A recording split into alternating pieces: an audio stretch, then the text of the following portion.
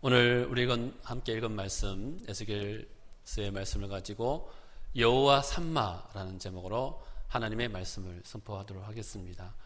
오늘 본문 48장 35절 말씀을 보면 여호와 삼마라는 그 단어가 나옵니다. 이 말에서 이 여호와라는 말은 여러분도 잘 아시다시피 하나님의 이름입니다. 출애굽기 3장 14절에서 말씀하신 것처럼 하나님은 스스로 있는 자, 즉 자존자이신 것을 분명히 이 말씀 가운데서 나타내고 있습니다. 그리고 뒤편에 삼마라는 말은 저기에 또한 거기에라는 뜻입니다.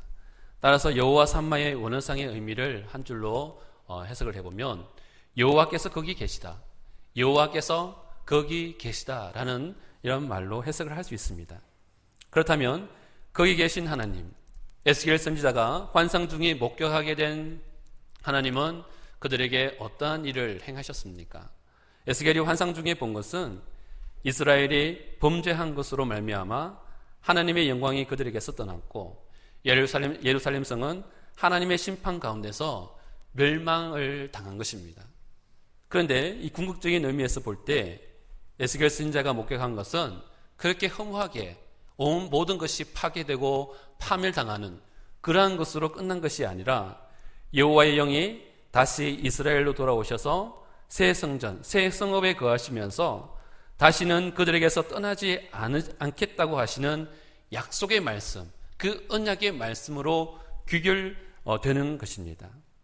이것이 바로 에스겔서의 결론에 해당하는 여호와 삼마라는 그런 말의 의미인 것입니다.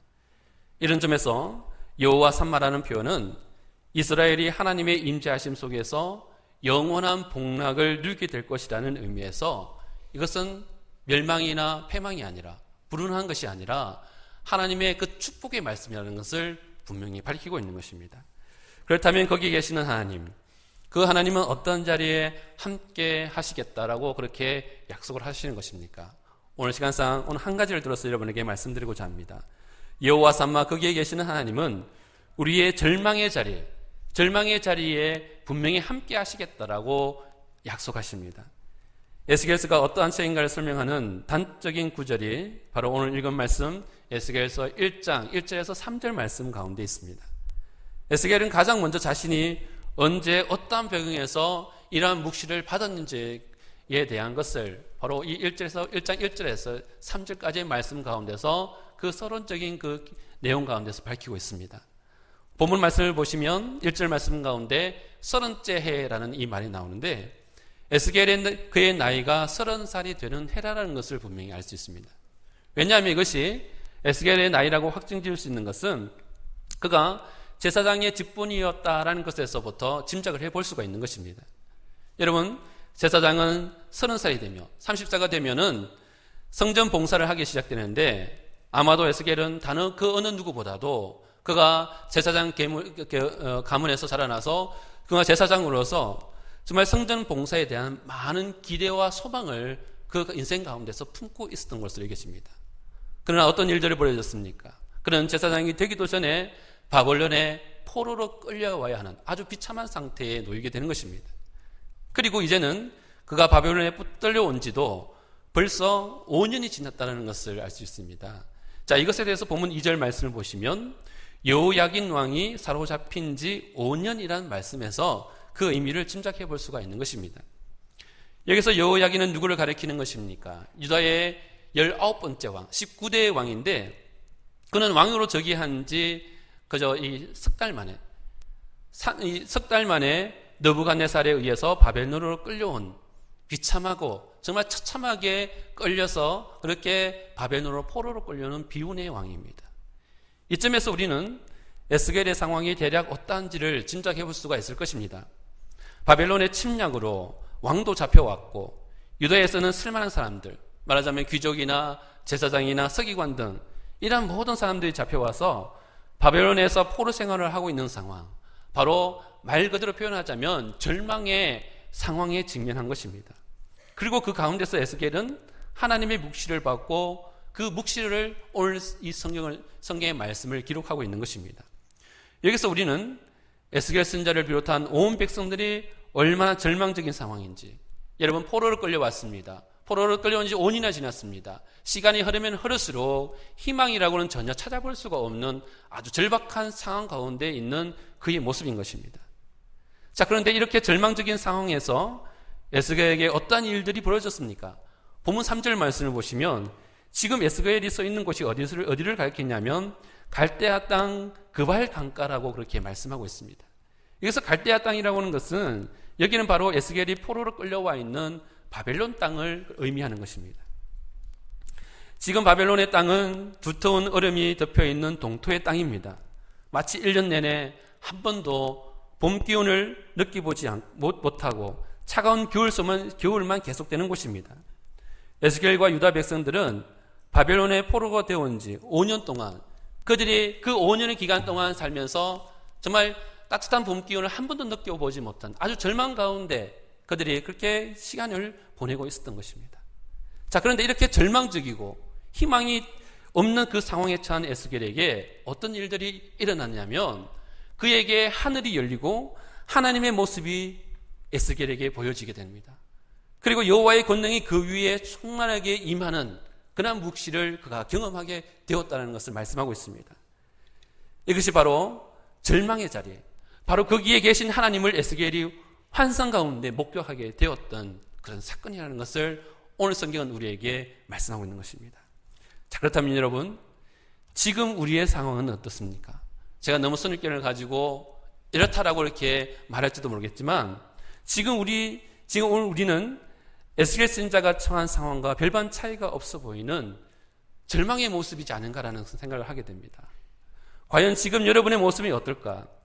제가 앞에서 대략 여러분들의 얼굴 표정을 보더라도 그렇게 밝아 보이지만은 않습니다. 왜겠습니까?